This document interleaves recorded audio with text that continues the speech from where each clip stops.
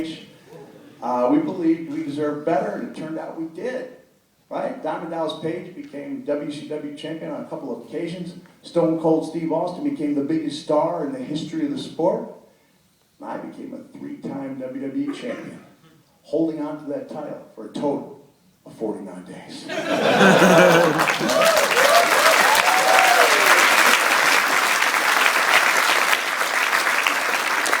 Now, as superstar wrestlers, we triple up in the Econo Lodge, which is like a bargain basement, crappy motel chain in the U.S. Tripling up in the Econo Lodge. Why? Because you do the math. $30 split 3 ways is how much per person? $10. $30 split 2 ways, how much? 15. Savings of how much per night? $5. But this is a good university. $5 a night, I'm going to give you a chance to redeem yourself, sir. Sir! $5 a night multiplied by 300 nights a year on the road. $1,500. Do you know how many cool shirts like this you can buy for $1,500?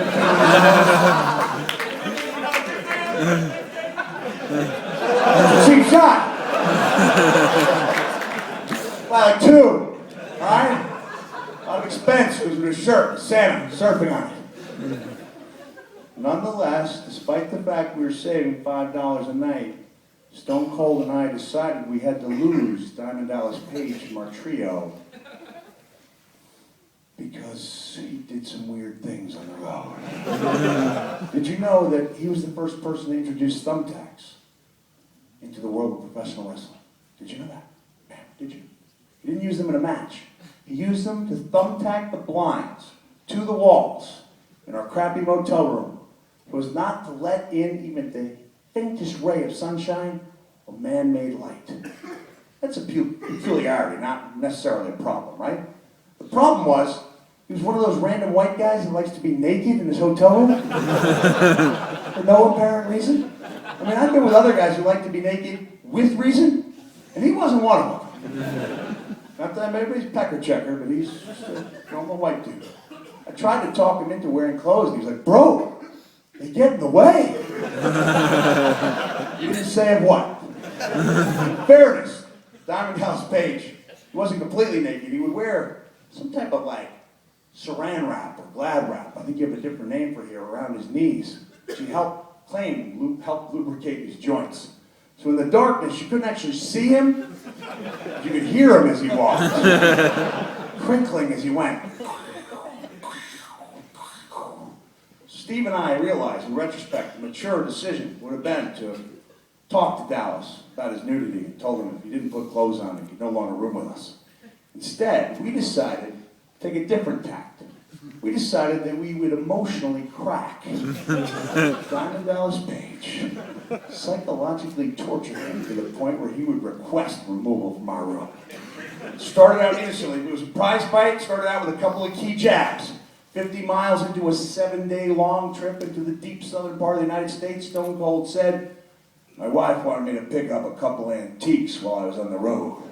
I said, "What did you do?" He said, "I told her I already picked up DDP at the airport." Boom! That's an effective old age joke told 21 years ago. That's how the old Page is. By midday, he was starting to go. To the point he was angered, to the point where he was threatening me, with physical violence. You know what he threatened me to do? He threatened that he was going to throw me, off the balcony of the Econo Lodge. There were 2 reasons I wasn't worried. One, deep down, he's a good dude.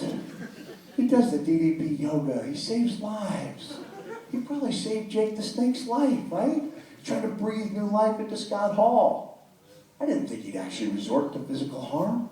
But secondly, far more importantly, I had been in the 6th row of the Baltimore Arena as a fan in early 1991, trying to get my foot back in the WCW door. I'd been there in 1990 for 6 months, and I kind of wanted back in. So I went on a bus trip as a fan, and I saw Diamond Dallas Page as the manager of the Diamond Stud, later become Razor Ramon, later become Scott Hall. I saw him as the manager, clotheslined over the top rope by the Z-Man, Tom Zank, a move that wrestling fans have seen hundreds of times. If you're not a wrestling fan, you may have never seen it at all. As wrestling fans will attest to, not every wrestling move works out like we'd hoped. We've got a missing ear to prove that. This move didn't work out like they'd hoped. Diamond Dallas Page didn't make it over the top rope, which is understandable and forgivable. What is not understandable, or forgivable in the least, is the action he took next.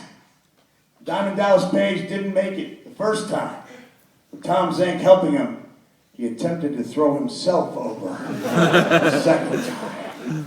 He just kind of went and didn't make it then. So when he threatened to throw me off the balcony, the Econo Lodge, I just calmly said, "That's a good idea, Dallas. If I don't make it the first time with you throwing me." You got the punchline, right? That's a cool. You want me to test your comedy acumen? Okay, I'm going to tell you my favorite Al Snow joke, but I'm going to give you the first part of the joke. You're going to have to fill in the rest. If you don't get it, you might as well laugh, otherwise I'm going to think you're not that smart. What is the difference between Al Snow and an anus? One is a ring in the bum.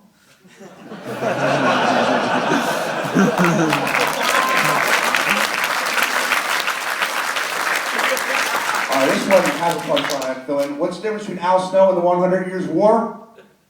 At a certain point, the 100 Years' War was over. So I threatened to throw myself over the balcony. By evening, when he's in the shower, we know he's ready to go. We know. One of the ways we tolerate the loneliness, disappointment, and life on the road, WCW, is by accepting kindness from strangers. In this case, it was the kindness of a stranger who had baked us 5 to 6 dozen delicious chocolate chip cookies. And I decided the best place for all but 2 or 3 of those chocolate chip cookies would be in DDP's cot in the corner of the Econo Lodge. We've already ascertained that when Diamond Dallas Page emerges from the bathroom, he will be in complete and utter darkness. Not even the slightest hint of man-made light entering the room. We've also confirmed he'll be completely naked, save for the glad wrap around his knees, heralding the crinkling of his arrival. He crinkled his way to the corner of the room, lay down in bed. Took him a minute before he started tossing underneath the sheets. No, not tossing. Get your mind out of the gutter, madam. Started wriggling, uncomfortably under there, realizing he was not alone. When he realized he was not alone, he got upset. He started yelling, "I want to know right now! Who put..." How many have I used it? None? I'm allowed one? Who put... There's only one problem. I need more than one bad word in the story to tell it effectively. I might as well just not tell it at all. Unless we have maybe somebody who's proficient at bad language who might want to help me out and play the role. Mr. Craig Campbell!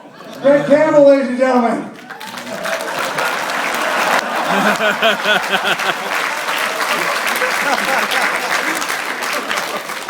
That's commitment. He said, "I want to know right now who put fucking cookies in my bed."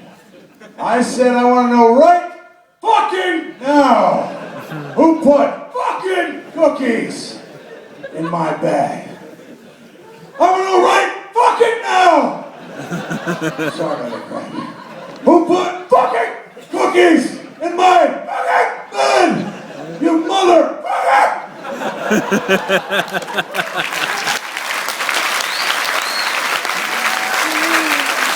gotta be honest, I looked over in the corner and I was like, "What Campbell making?" Until I saw the glad wrap. Wait, hold on, you're done, not done yet, Craig. It's not even glad wrap, that's acetate film. Wrestling is so fake. He would have never known had it not been for the rapid in and out inhalation breathing noises. My bad. At which point he went, you put fucking cookies in my bed. You put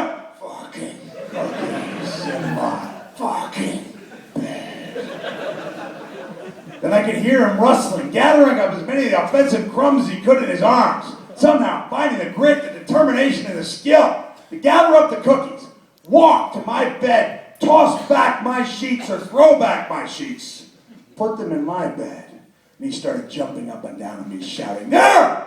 How do you like it when someone put fucking cookies in your fucking bed? How do you like it when someone put fucking cookies in your fucking bed, you motherfucker?"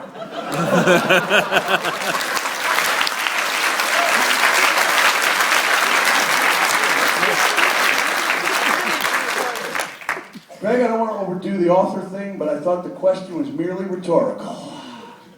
But he waited for an answer. So I calmly gave him one, and I said, "You know, Dallas, it's not so much the cookies I mind as it is your naked ass."